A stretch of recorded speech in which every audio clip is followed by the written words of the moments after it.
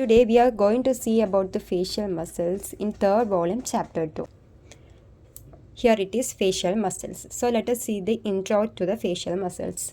The facial muscles are subcutaneous muscles. These muscles are inserted into the skin. So this brings about various facial expressions. Then it is also known as the muscles of facial expressions and it consists of small motor units. Embryologically, they developed from the mesoderm of the second brachial arc and it is supplied by the facial nerve. Morphologically, they represent the best remnants of the panniculus carnosus. This is nothing but a muscle sheet seen in most of the mammals and all of them are inserted into the skin. So the facial muscles resembles or represent the panniculus carnosus. Topographically, the muscles are grouped under the following 6 heads. That is, the muscles of scalp, muscles of auricle, eyelids, nasal opening, mouth and the muscles of neck. Functionally, most of these muscles may be regarded primarily as regulators of the 3 openings situated on the face, namely the palpebral fissure, that is eyelid, the nostrils and the oral fissure. Each opening has a single sphincter. Sphincter is nothing but a muscle that surrounds an opening and a variable numbers of dilators. Sphincters are naturally circular and the dilators radial in their arrangement.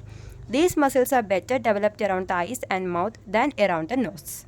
So let us see table 2.2. Here they have given the openings and the sphincters around the openings and the dilators to that opening. So now let us see the palpebral fissure, oral fissure and nostrils. This is the palpebral fissure, this is the oral fissure and this is the nostril. This is nothing but the openings that is present in the face. So now let us see each sphincter present in openings. So palpebral fissure is surrounded by orbicularis oculi, that is this muscle. Next, oral fissure is surrounded by orbicularis oris. Now nostrils, it is surrounded by compressor naris. So compressor naris and dilator naris together it is given as nasalis here. We have seen the sphincters orbicularis oculi, orbicularis oris and compressor naris. Now let us see the dilators. Now let us see the dilators of palpebral fissure. First one is levator palpebrae. It is seen in this diagram that levator palpebrae is present here. Then comes the frontalis part of occipito frontalis. That is frontal belly of occipito frontalis is also present in the palpebral fissure. Let us see the dilators present around the oral fissures. It consists of all the muscles around the mouth except the orbicularis oris, that is the sphincter, okay, except that muscle and the mentalis muscle, that is from here. The mentalis muscles which does not mingle with orbicularis muscles. Except these 2 muscles, all the muscles are the dilators of oral fissures.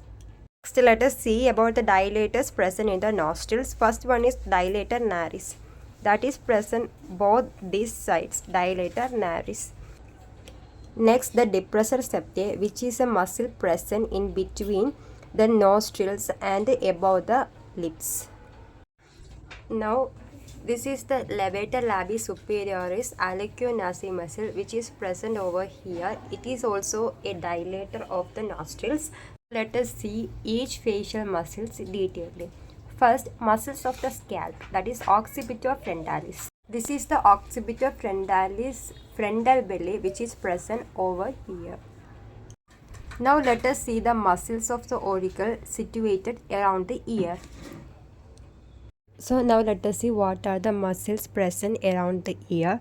The anterior part of ear consists of anterior auricular muscle and the superior part of ear consists of superior auricular muscle and the posterior part of ear consists of posterior auricular muscles. These muscles are known as vestigial muscles because these muscle does not have a specific functions. So there is a mnemonics for these muscles of the auricle, that is ASAP. ASAP means A for auricularis, S for auricularis superior, then auricularis anterior, then auricularis posterior. Muscles of the eyelids or orbital openings, it is of 3 types. First one is corrugator supercilii, then orbicularis oculi, then levator palpebrae superioris. Now let us see these muscles on the diagram. So corrugator supercilii muscle is present over here. Its origin is from medial end of the superciliary arch and it is inserted to the skin of the mid eyebrow. Actions of this muscle is vertical lines in forehead as in frowning. So now let us see the orbicularis oculi. It is differentiated into three parts. First one is the orbital part on and around the orbital margin, then the palpebral part in the lids, then the lacrimal part lateral and deep to the lacrimal sac. So let us see one by one. First, orbital part. It is originated from the medial part of the medial palpebral ligament. So we have two palpebral ligament. One is here, it is known as medial palpebral ligament, and here it is known as lateral palpebral ligament. So this orbital part originate from the medial part of the medial palpebral ligament and directly to the frontal process of the maxilla and to the nasal part of the frontal bone. So these muscle origin from here and it is concentric ring returns to the point of the origin and it is inserted to the place where it is originated. Next, the palpebral part, that is these two lids. So it arises from the lateral. Here will be the lateral part of medial palpebral ligament. So it is originated from here and it is inserted to the lateral palpebral raphe. It will be present over here. So it is inserted to the lateral palpebral raphe. So now let us see the lacrimal part, which is present lateral and deep to the lacrimal sac. We know that lacrimal sac is present over this region. So it is present deep and lateral to the lacrimal sac. And its origin is from the lacrimal fascia and posterior lacrimal crest forms sheath for lacrimal sac and inserted to the tarsal plates of both the eyelids. So tarsal plates are present both on the eyelids, so it is inserted to that part. So now see the actions of these muscles. So the first part, that is the orbital part on and around the orbital margin. It protects eye from bright light, wind and rain, causes forceful closure of eyelids. Next one, palpebral part in the lids. It helps to close lids gently as in blinking and sleeping. Next, lacrimal part lateral and deep to the lacrimal sac. It dilates lacrimal sac for sucking of lacrimal fluid into the sac, directs lacrimal puncture into lacus lacrimalis, supports the lower lid. So now we have seen corrugator supercilii and orbicularis oculi. So next is the levator palpebrae superioris. So this muscle is present inside the cavity, that is the orbit, and it helps in the movement of the eyeball. So that's why it is given as an extraocular muscle. So we have seen three muscles of the eyelids. And there is a mnemonics for how to remember these muscles.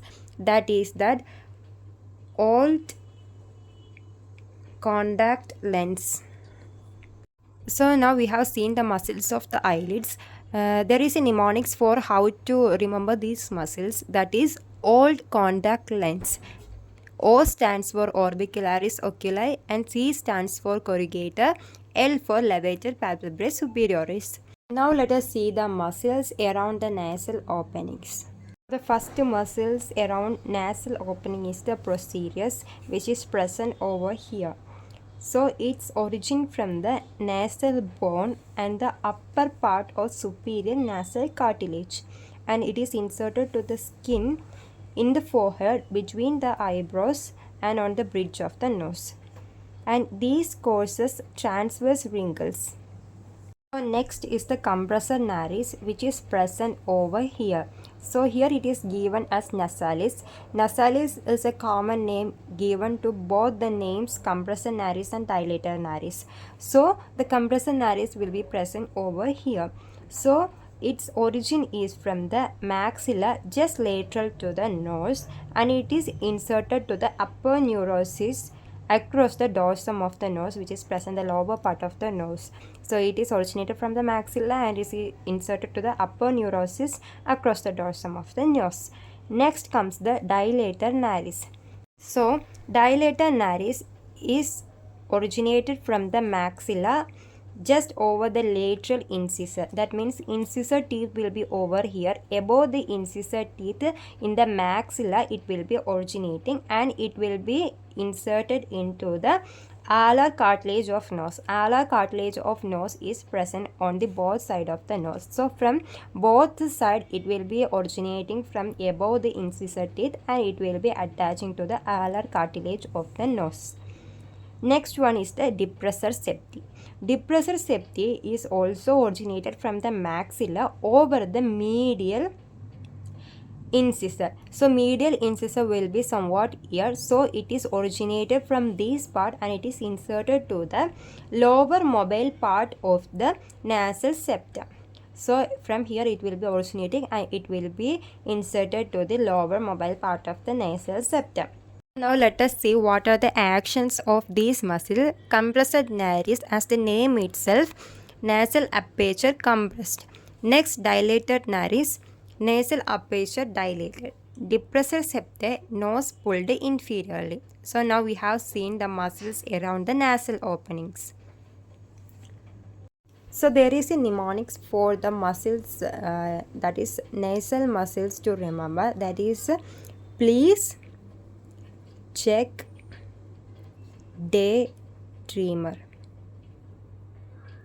This is the mnemonics. P stands for posterior, C stands for compressor nares, D for dilator nares, and another D for depressor septi. So now we have seen the muscles around the nasal opening.